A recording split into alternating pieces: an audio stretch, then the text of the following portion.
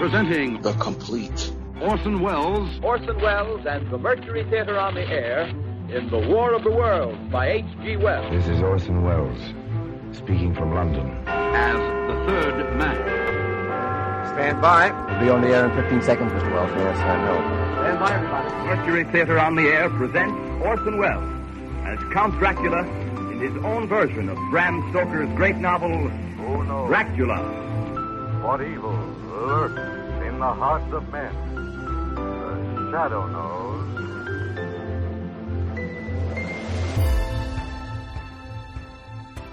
Hello world, welcome to The Complete Orson Welles, brought to you by Dwayne Old Time Radio. This podcast will feature various classic radio programs ranging mostly from 1936 to 1952 that Orson either produced and directed, was featured on, or starred as a guest. If you enjoy my podcast, you can subscribe to receive notifications of new posts. Subscribing is free and only takes a moment. New episodes are posted weekly. If inclined, please leave a rating and or review on your preferred podcast service. Thank you for your support. Hope you enjoyed the genius of Mr. Welles. Hello, this week we're going to air an episode from the Mercury Summer Theatre. This episode is titled The Hitchhiker. This is the second adaptation by Orson Welles. Back in February of this year, February 20th to be exact, I aired a 30-minute adaptation he did for the for the radio program Suspense. That adaptation from Suspense was from 1942. This one today we're going to listen to is from a few years later, 1946. So clearly he really liked this story. He did it once in 1942, again in 1946. This episode aired June 21st, 1946. Good evening. This is Orson Welles, your producer of a special series of broadcasts presented by the makers of Pabst Blue Ribbon, the Mercury Summer Theatre of the air.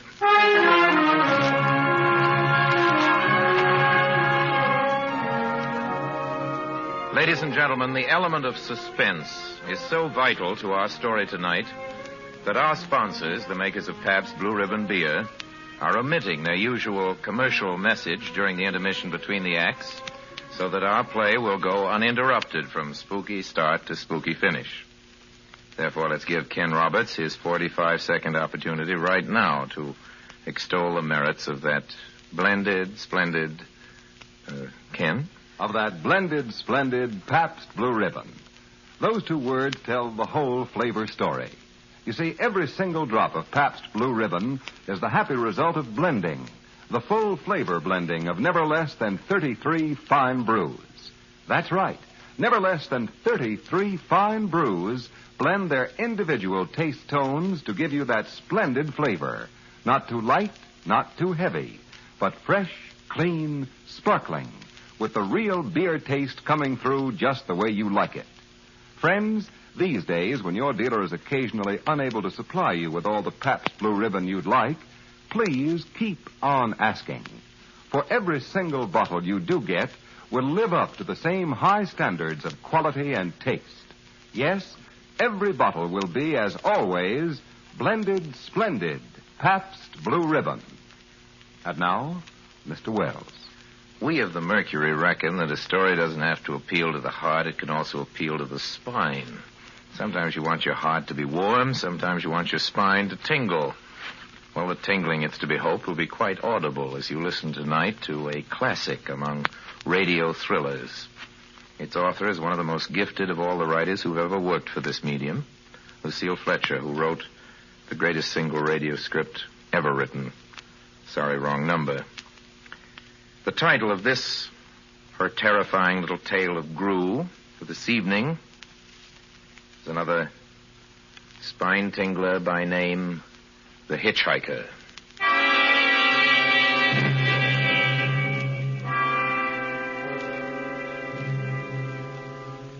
I am in an auto camp on Route 66, just west of Gallup, New Mexico. If I tell it, maybe it'll help me. It'll keep me from going crazy. But I must tell this quickly. I'm not crazy now. I feel perfectly well. Perfectly well. Except that I'm running a slight temperature. My name is Ronald Adams. I'm 36 years of age, unmarried, tall, dark, with a black mustache. I drive a 1940 Ford V8, license number 6B7989. I was born in Brooklyn. All this I know.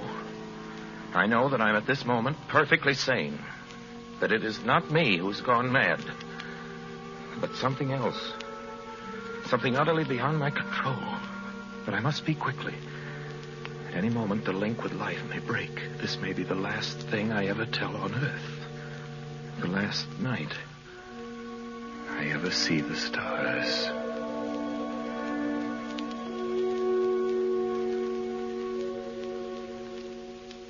Six days ago, I left Brooklyn to drive to California.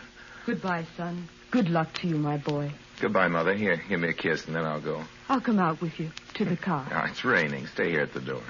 Oh. Hey, what's this, tears? Oh, it's just the trip, Ronald. I wish you weren't driving. Oh, Mother, there you go again. People do it every day. I know, but you'll be careful, won't you? Promise me you'll be extra careful.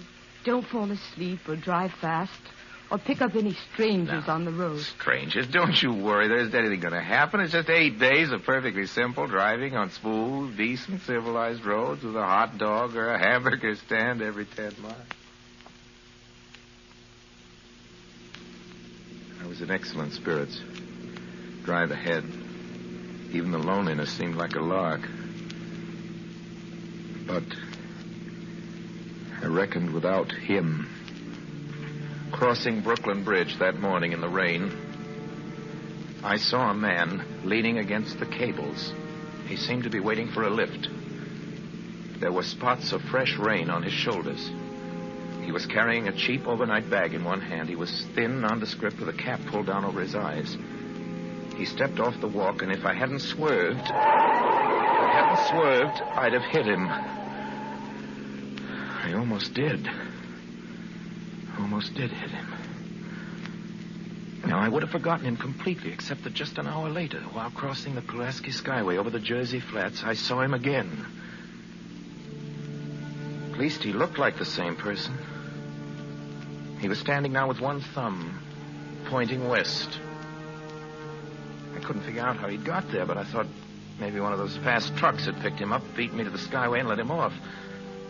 I didn't stop for him.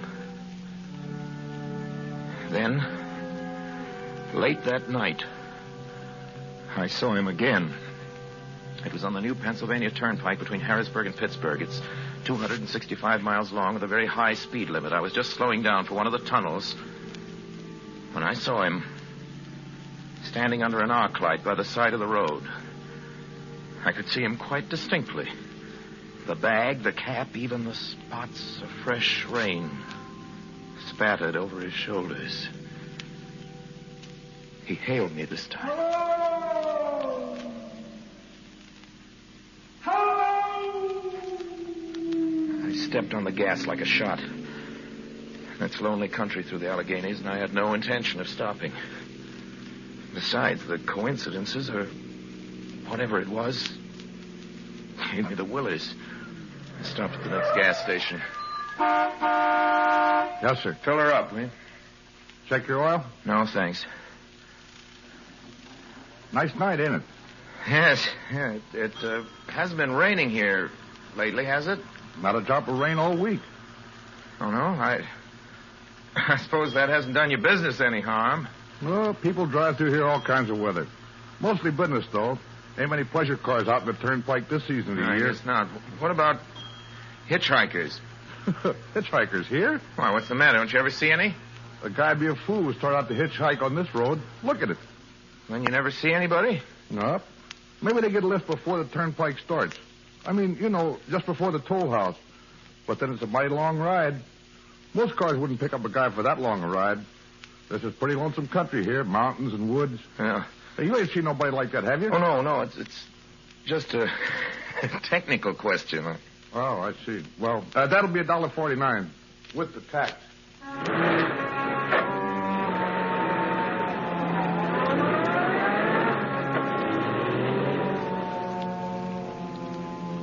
The thing gradually passed from my mind as coincidence. I had a good night's sleep in Pittsburgh. I didn't think about the man all next day. Until just outside of Zanesville, Ohio, I saw him again. It was a bright, sunshiny afternoon. The peaceful Ohio fields, brown with the autumn stubble, lay dreaming in the golden light. I was driving slowly, drinking it in, when the road suddenly ended in a detour. In front of the barrier, he was standing. Let me explain about his appearance before I go on. I repeat, there was nothing sinister about him. He was as drab as a mud fence, nor was his attitude menacing. He merely stood there, waiting, almost drooping a little, the cheap overnight bag in his hand. He looked as though he'd been waiting there for hours. And he hailed me. He started to walk forward. Hello! Hello! I'd stopped the car, of course, for the detour. For a few minutes, I couldn't seem to find the new road. I realized he must be thinking that I'd stopped for him. Hello! No, I'm... Not just now. I'm sorry. Going to California? No, not today. The other way. I'm going to New York. Sorry.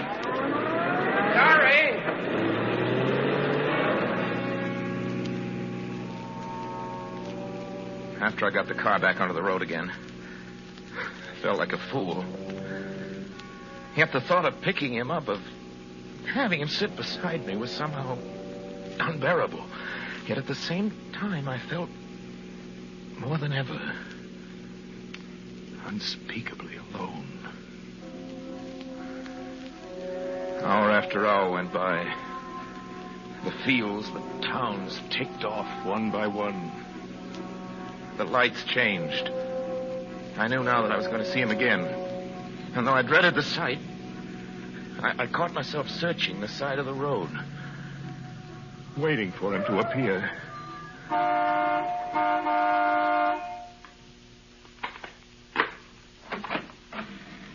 Yep. What is it? What you want? You sell sandwiches and pop here, don't you? Yep, we do. In the daytime. But they close up for the night. I know, but I was wondering if you could possibly let me have a cup of coffee. Black coffee. Not at this time of night, mister.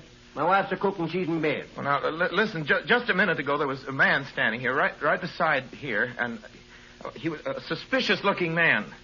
Henry? Who is it, Henry? It's nobody, Mother. Just a fella thinks he wants a cup of coffee. Go back into bed. I don't mean to disturb you, but you see, I was driving along when I just happened to look, and there he was. What was he doing? Nothing. You've been hitting a bottle. That's what's the matter with you. You got nothing better to do than wake decent folk out their hard-earned sleep. Now get going. Go on. But he looked as though he was going to rob you. I ain't got nothing in this stand to lose. Now on your way before I call out chair folks.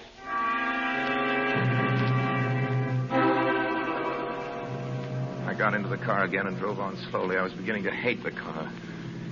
If I could have found a place to stop to rest a little, but I was in the Ozark Mountains of Missouri now. Few resort places there were closed. I had seen him at that roadside stand. I knew I'd see him again. Maybe at the next turn of the road. I knew that when I saw him next, I'd run him down.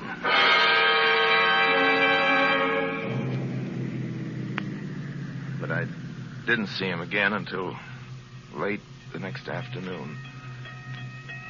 I'd stopped the car at a sleepy little junction just across the border into Oklahoma. Let a train pass by when he appeared. Across the tracks. He was leaning against a telephone pole. It was a perfectly airless, dry day. The red clay of Oklahoma was baking under the southwestern sun. Yet there were spots of fresh rain on his shoulders. I couldn't stand that. Without thinking, blindly, I started the car across the tracks. He didn't even look up at me. He was staring at the ground. I stepped on the gas hard, veering the wheel sharply toward him. I could hear the train in the distance now, but I didn't care. Then, something went wrong with the car. It stalled right on the tracks. The train was coming closer. I could hear its bell. Heard its cry, its whistle crying. Still, he stood there. Now I knew that he was beckoning me to my death.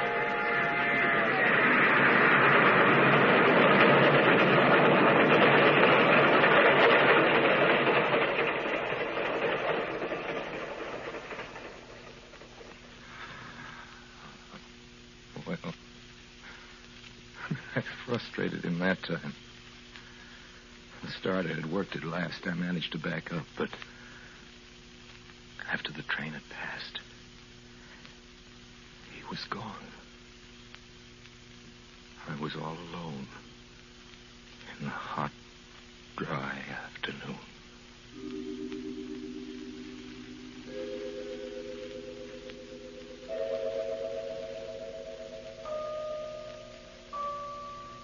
After that, I knew I had to do something. I didn't know who this man was or what he wanted of me. I only knew that from now on, I mustn't let myself be alone on the road for 1 minute. Hello there. Hello. Like a ride? What do you think? How far you going? Amarillo. I'll take you to Amarillo. Amarillo, Texas? Yeah, I'll drive you there. Gee. Hop here. Mind if I take off my shoes? My dog's killing No, me. go right ahead. Oh, gee, what a break this is. Swell car and a decent guy. Driving all the way to Amarillo. All I've been getting so far is trucks. You hitchhike much? Sure.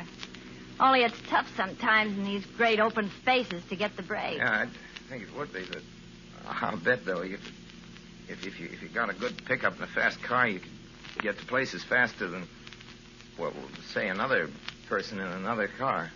I don't get you.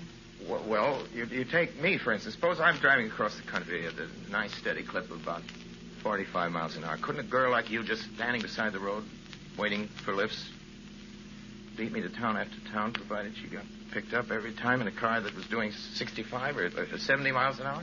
I don't know. Maybe she could, maybe she couldn't. What difference does it make? Oh, no difference. It just...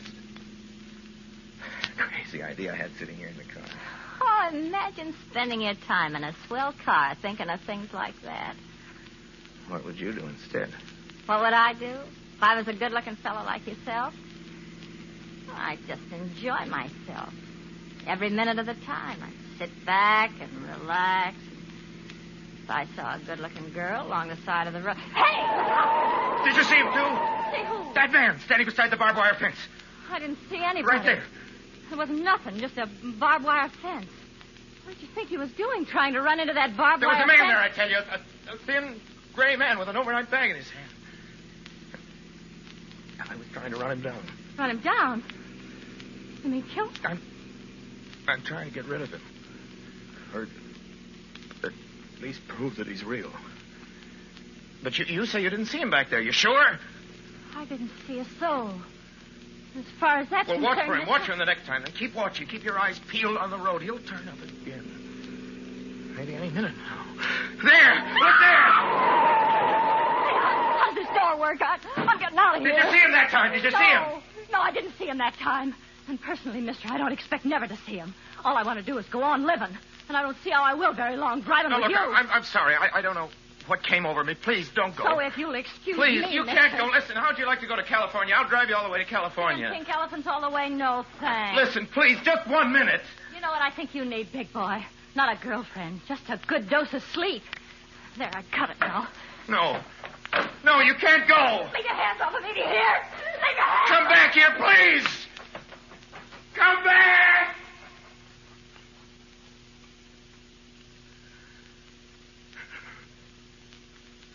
She ran from me. As if I was some kind of monster. A few minutes later, I saw a passing truck pick her up. I knew then that I was utterly alone. I was in the heart of the great Texas prairies. There wasn't a car on the road after the truck went by. Trying to figure out what to do, how to get hold of myself. If I could find a place to rest, or even if I could sleep right here in the car. Just a few hours. And sleep. Just along the side of the road. I was getting my winter overcoat out of the back seat to use as a blanket. Just as a blanket. When I saw him coming toward me. Coming toward me. Emerging from the herd of moving steer. I didn't wait for him to come any closer. Maybe I should have spoken to him then. Fought it out then and there, for now he began to be everywhere. Whenever I stopped, even for a minute, for gas, for oil, for a drink of pop, a cup of coffee, a sandwich, he was there. I saw him standing outside the auto camp in Amarillo that night when I dared to slow down. He was standing near the drinking fountain, a little camping spot just inside the border of New Mexico. He was waiting for me outside the Navajo reservation where I stopped to check my tires. I saw him in Albuquerque where I bought 10 gallons of gas. I was afraid now. Afraid to stop. I began to drive faster and faster.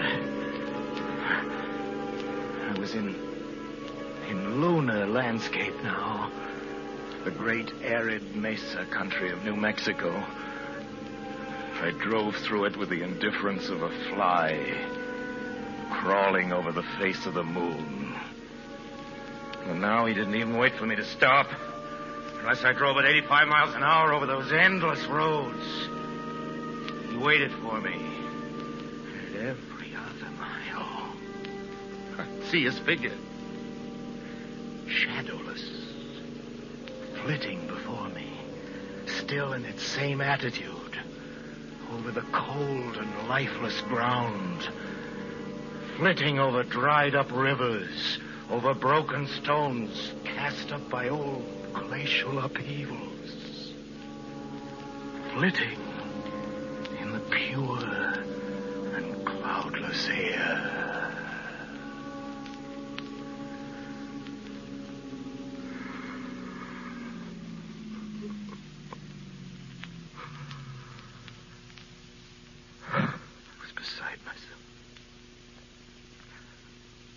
Myself when I finally reached Gallup, New Mexico this morning.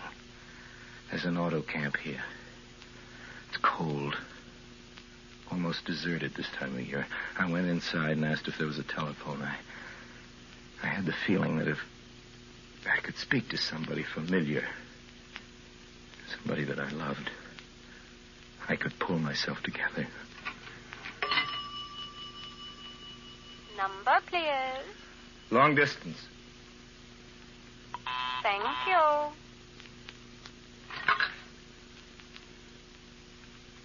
This is long distance. I'd like to put in a call to my home to Brooklyn, New York. I'm Ronald Adams. The number is Beechwood 9970. Thank you. Thank you. What is your number? My number? It's 312.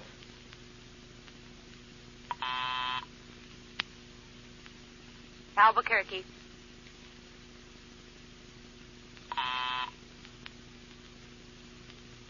New York for Gallup. New York. Gallup, New Mexico, calling Beechwood 9970. I'd read somewhere that love could banish demons. It was in the middle of the morning. I knew Mother'd be home. I pictured her, tall, white-haired, in her crisp house dress, going about her tasks. It would be enough, I thought, just to hear the even calmness of her voice. Will you please deposit $3.85 for the first 3 minutes? When you have deposited $1.50, will you wait until I have collected the money?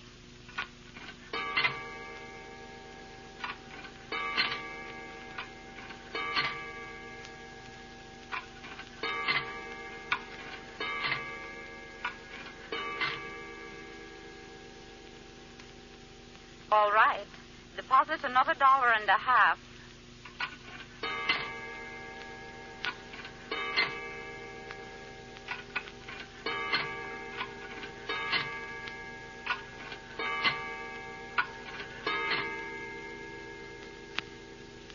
Will you please deposit the remaining 85 cents?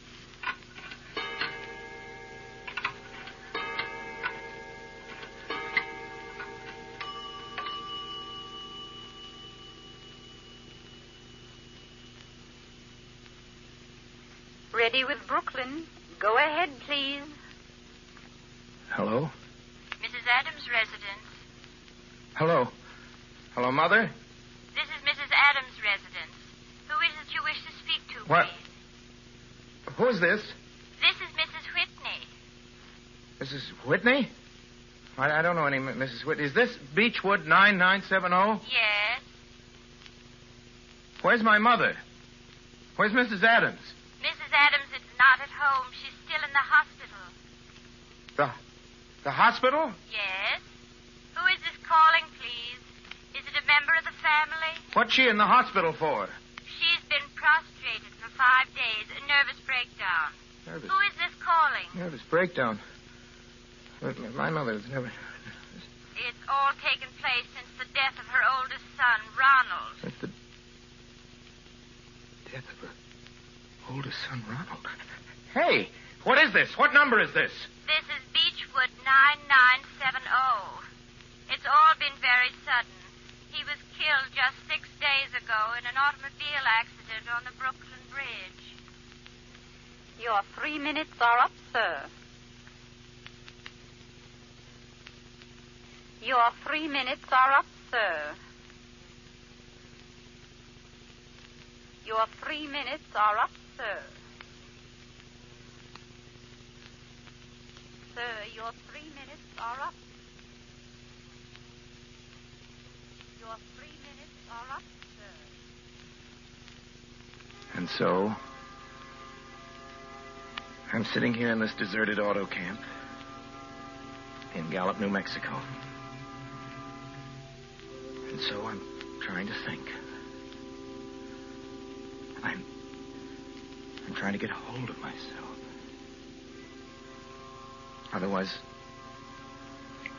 Otherwise I'll go crazy. Outside, it is night. The vast, soulless night of New Mexico. 1 million stars are in the sky.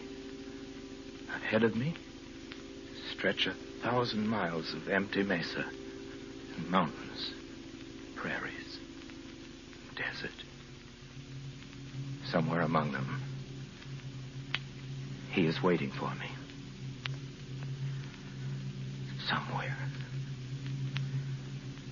Somewhere I shall know who he is and who I am.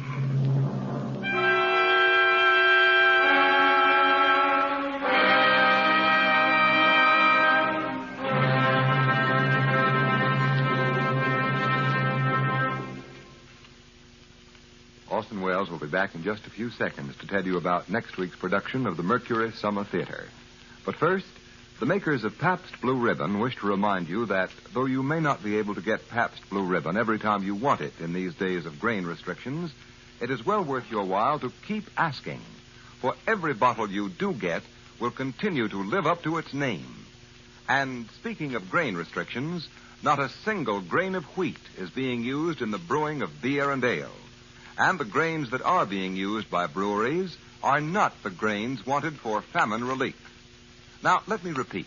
When you do get Pabst Blue Ribbon, you can be sure this truly great beer will be, as always, the happy blending of never less than 33 fine brews.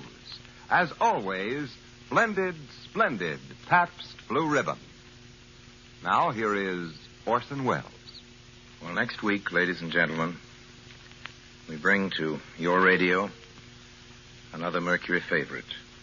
We hope a favorite of yours. You've asked for it many times. We've performed it many times. Jane Eyre. And Jane will be played by a Mercury actress who was heard tonight and has been heard so often on our shows. One of the most gifted people we know in our business, Miss Alice Frost. Jane Eyre, then, with Alice Frost and your obedient servant. That's the same time next week, same station. Please join us. Until then, speaking for my sponsors, the makers of Pabst Blue Ribbon Beer, for all of us on the Mercury Theatre, including Bernard Herrmann, who wrote and conducted the music on this program, I remain, as always, obediently yours.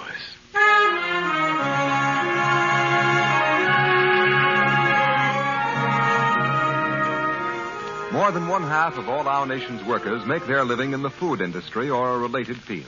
One of the largest groups in the food industry are the grocers. Next week in Chicago, the National Association of Retail Grocers, which represents more than 500,000 retailers, is holding its first post-war convention, at which problems of food distribution will be discussed and new ideas and methods will be worked out to better serve its customers. The makers of Pabst Blue Ribbon Beer salute the grocer, who is doing his very best under trying conditions to keep America well fed. This program came to you through the courtesy of the Pabst Brewing Company of Milwaukee, Wisconsin, makers of blended, splendid Pabst Blue Ribbon. This is CBS, the Columbia Broadcasting System.